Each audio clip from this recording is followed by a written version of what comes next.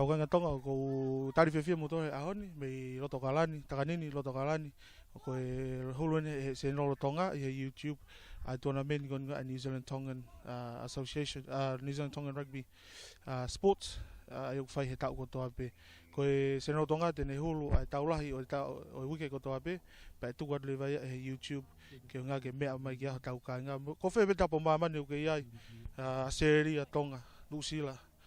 America te lava ke sio mai mo muy mai vai nga fa nau pe mau hulu hanga tonda pe me ko tokalan ko tau mo foki o ngau ko ni hulu ai taulahi ko toa pe ko no winga ko fenga mari en ke fa market ya ke tau fa nau ko winga ko tau ngau kono popo e fa nau mo kumi fa nga fonga e lava ke popo ya na tare ni ti pa mau pe pa mo komiti kon ai New Zealand Tongan Sports ka ma foki ki to ta ko ni falera se no tonga e YouTube Filipe to mo lo ko fonga lere yen ke hulu a taulahi o wi ko to ape ko nga ke ave ki mama ni ba sio mai ngai kala pu mo ka agent ko to ape mama ke tare ni to tau fa nau ai go nau vai nga ko nusinani pa ke nga ta pe foki ai ka to sio mai na ngai family ko fe to nau sio mai ai te nau lava sio mai mo popo mai ke vai nga pe mo tare ni te fa nau hold in Tala manuat ke channel tonga kai tata fitu pe ke timilia hona. Oh yo tau sai fe ko wa timi ko te ke fe mo ke shout out he channel tonga. Yo tala manuat ke channel tonga tala manuat ke timilia hona sai ne ha ofa ke mo mau hava inga fia hai ahon. Malo. Ai ka pa ko atunga ka pa ko ai peise ka support malo ya ria hona ya.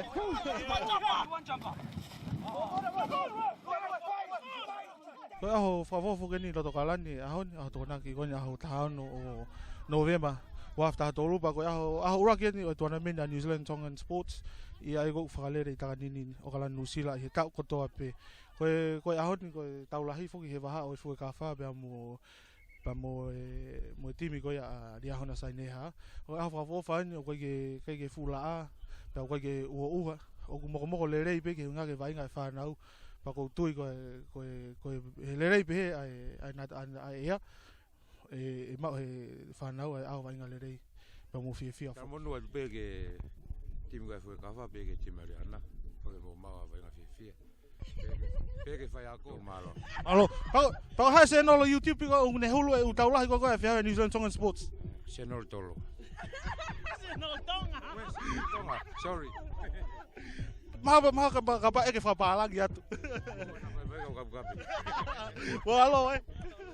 Ye malo ka tau ka mu me mai ke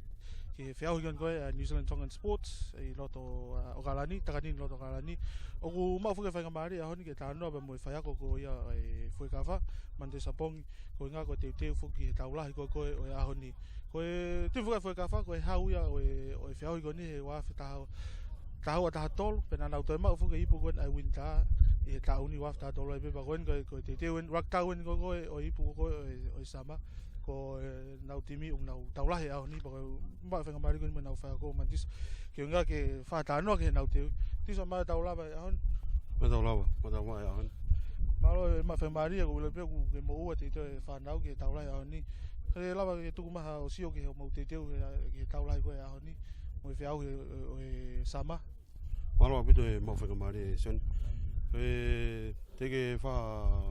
ki la ve tu ke fe ko ni mo tu pa fa fita ke tu ko mo ko ofa ko tau o ku fai mai o lava ke sia mai a ko ni ko e fa ngamari ba mo te fai ko ke a ni fai be te e fa na ba mo tu fa la pe e ka mai o tua pa mo ngai fenga ko to be fai ko nga ke lava vai nga ko ni ko e tim ko ngo mo fa nga ya ni ko tim le ya bit tim ko se tu kli ha na pa e mo fai be mo le ta ha ko hai me te mo wa ke ka ko e ko mo ngata nga pe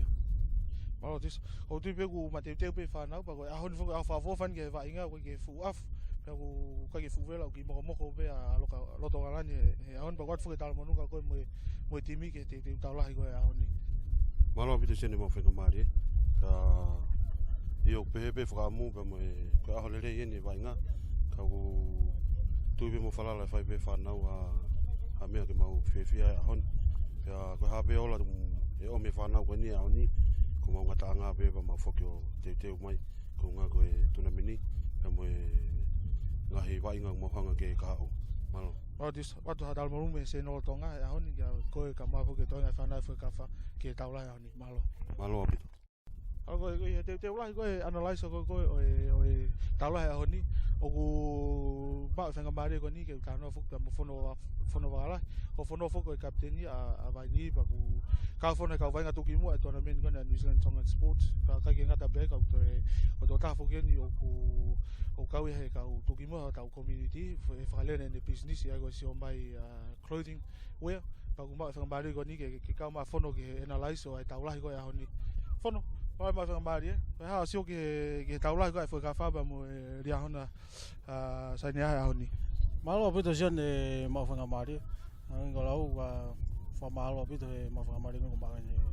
e whiawhini. Koe haka kou sio kon ke teu taulahi kona e fwe pa mo e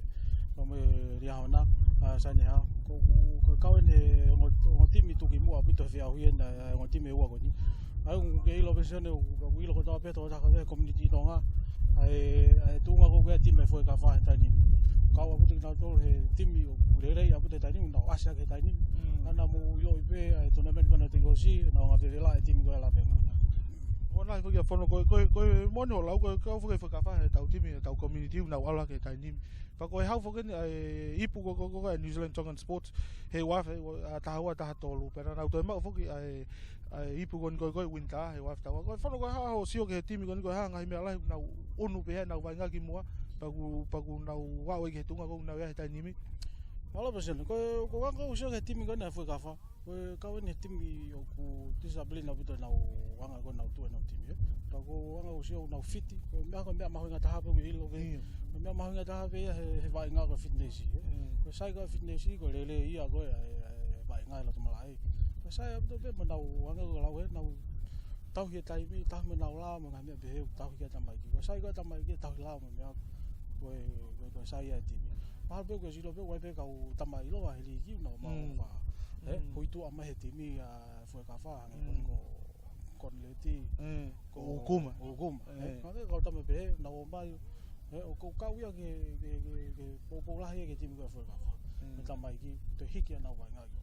Ko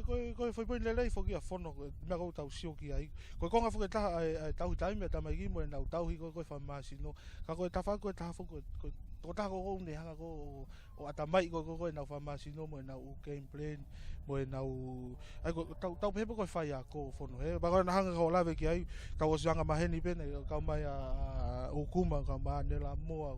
ko fetu vai ni kolo ko kondeti kau vai nganu na ma o kau mai ke fiau kana New Zealand Tongan Sports pa na hiki e na tolia level ka vai ngai fa na ka ko tu be fono e time ta tau ko kau fai ko na kau mo na tolu ke hiki kone level ai fa na pa fa fia ko ngau tau si o leva o kamata ke nga unu ki mo level ko ia tau kau fai ko ona pite me o lau gaisa sunga ko tipet ha ko lau kau mo kau fai ko he me ma winga ko sai ko fai ko sai mo ka tama vai nga ka ko feo ka fa ko mo ka tama vai nga ko lele ia timi ba sai be timi ya ke kapten ko sai ia timi apa ke taula ke ka vai nga ia mo kapten ni mo ka fa ya ko ke ola lele ia vai nga tama kilo tama ko ka be fo ke tau analyse ko taula ko ya honi ipu fo ko ya New Zealand Tongan Sports sponsor ya G mana autos ke sama wafta to rupa ku ma fanga mari ko ni ke tano ba mo pa mo on ko pure timi ko dia hona sai ne ha ai te na taula ba mo timi fo ka fa ya honi pa malo ma fanga mari o ko le ka pati ke lava tuku mai haki tano ke te ai timi ke weekend ni pa mo ha mo sio mo te ke tournament ko sama ta uni io fa malo be fanga mari ko o mai magu pero ko be ki fanga te ngahi tala fa papa ko to be ku fa ki ke atamo ki fanga mari ni fa ki fa matala te fa mo timi ko na dia hona sen ha ko timi fo fina sen dia hona sen ha ku ngaku ke henge taun ngaku taun ni ko fofua timi ni fili he komiti lahi ko na ko su tu dia hona to mau tol mo fa ka nga tamaki he ki komiti ko ai timi ka pulu ko na dia hona sen ha Pea koe fufu atau ni hono ui ki mautolu he komiti lahi. Pea koe fufu atau pen hono foki timi dia hona ki malu koe komiti lahi alia hona. Pea koe mawhifi he whangamari koe ni ki mawhoko koe kau sevani ki mautolu i he komiti akapulu koe ia. Alo pae whamatalau. Maari foko whamatalau foki e timi ki he malmalu koe komiti lahi. Ai ko ntu koe tanimi koe tokola he kau wainga koe kaureka peia ko sutuku mo siasi. Iyo, koe tokola he timi koe kaureka pe koe whanau e kau ko situku ria hona mo e pe foke kaureka siasi. Ua pe mo e kaureka whanau ke heu nau kau mai mo nau tolu ki he timi koe ria hona. O koe foke ta ofi ha o koe ke pehe koe timi pe ria hona. Kau kaha whanau me ha timi ke he pe ha kolo ke he po ha ke he fie kau ki timi koe ni. O kua taha pe ke tingna toke nau makau he timi koe ria hona.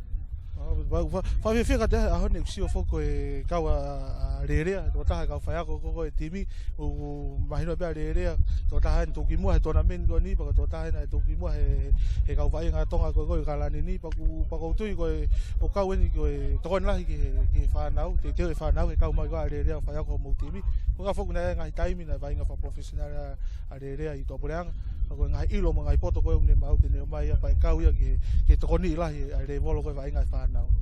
Iyo, malo pito siat, koe mono whamatala, koe taimi lahi ne mga whatahapi mo lerea I he timi koe na kaureka mi motu, I whiahu koe na ke lere o Kalantonga, pena me o mau tu o valua I ipu koe na Kalantonga, I he tau e taha tolu. Ako whetau pe ni mane more me mau tolu I he mau ke lere kaureka mi motu, pe he hoko mga whiahu lahi koe na lavenga koe na fuafua wha hoko mga Nusilandi, pena mau foki mai kaureka ria hona ia whakalere koe timi koe ria hona. Foi malo abu pa ko whawhiwhia tāno e whiawhini te koe ki analyse o ai taulahi pa ko whawhiwhia abu ka te au whanau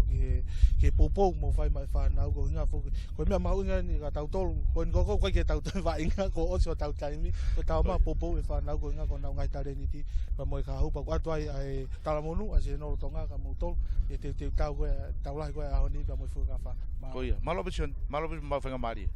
E potano pa mo pure ko ia e timi ko ria hona saine ha a pai of mo oni pa ko fono ko nta te fok main ke turi ko ni o sia fok he timi ko ni a ria hona pa ko fa fifia ko sio ko ta ka nga va inga pe fok folo me fok ko tau tau ma so ma to a mo re ke hokot pe fok ko ia ko fa fifia ka sio ka re ko to ko ni ke fa le ko mo fa ya ko he timi ko ni ko nga fok re ta lo ko ta na tau va nga fa ta pa wa ndi ngai poto I va inga na na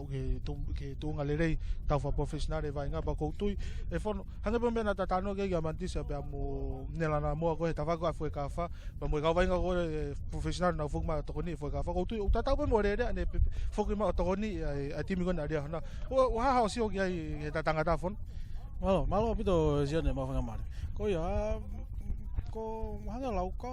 le re ya he to da ilo ya pito le le na buscava os ala que vai na profissional e ala tudo poreanga mana mo que está lá que veio francês vitu goia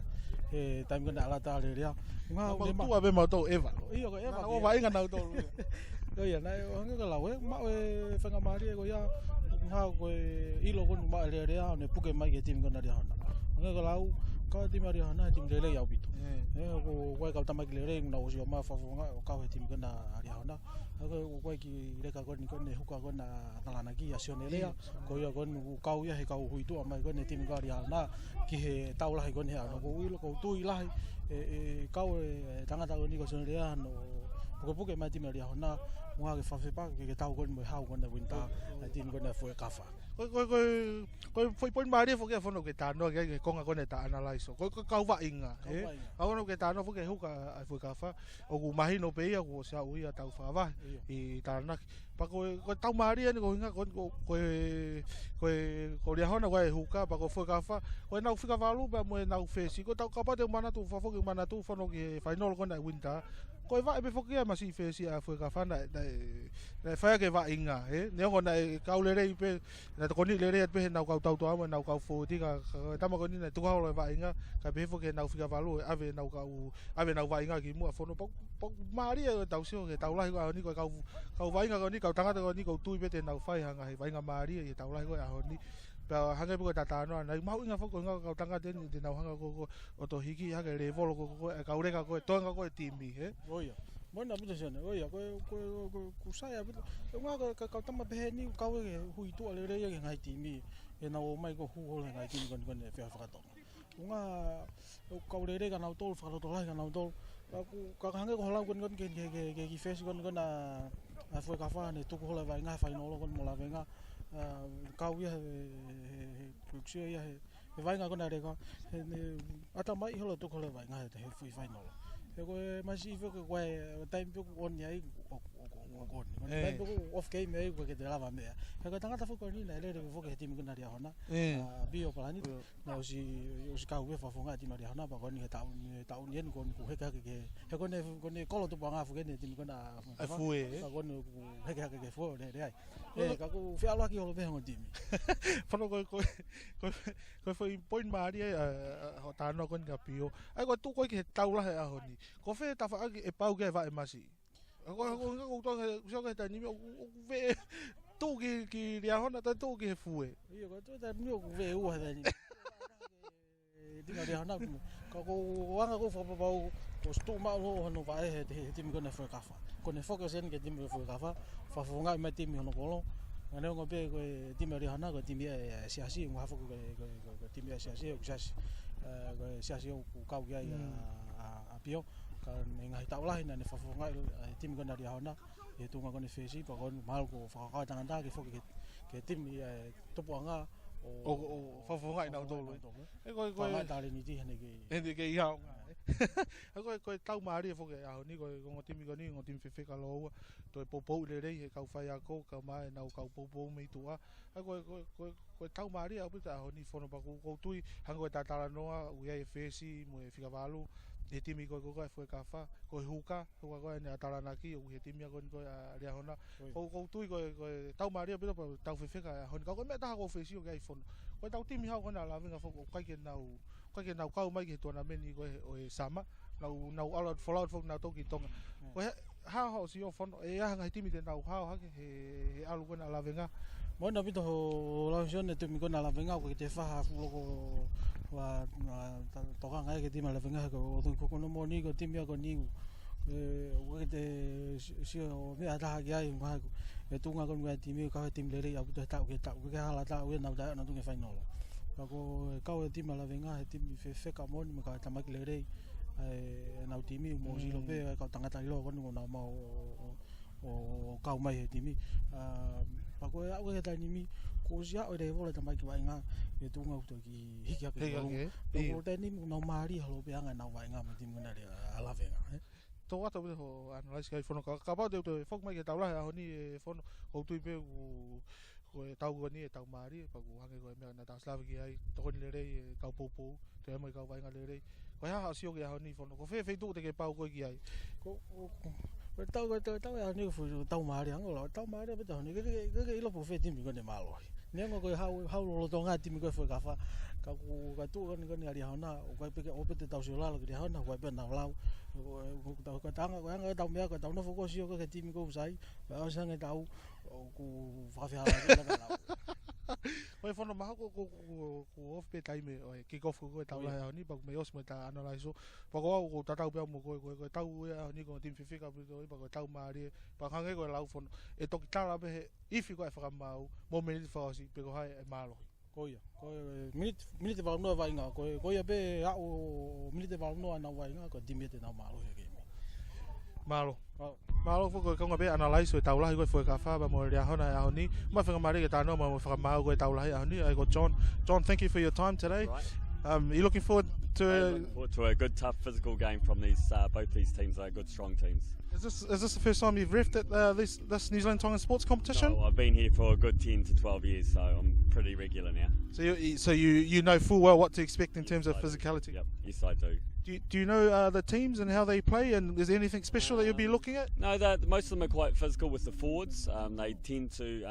like to run the ball up and have that contact, and then the backs get the quick ball after that movement's done through the forwards. And I see it's a really, really nice Auckland day today, so we're looking for a flowing game of rugby? Yes, we are, and just a good crosswind, so it shouldn't affect too much with a head-tail wind. Thanks, John. Thanks for your time. Thank you very much. Good luck. Thank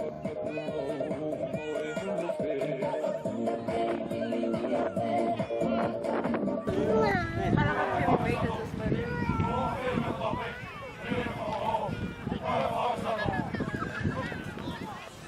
katoa kapteni me whana wainga te me whoi ka wha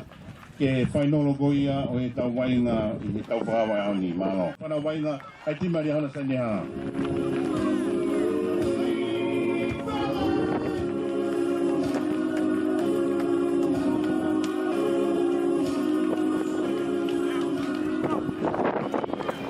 Pas katoa ke whana wainga mo e tau lahi goia au ni e te mari hana sa ni haa malo.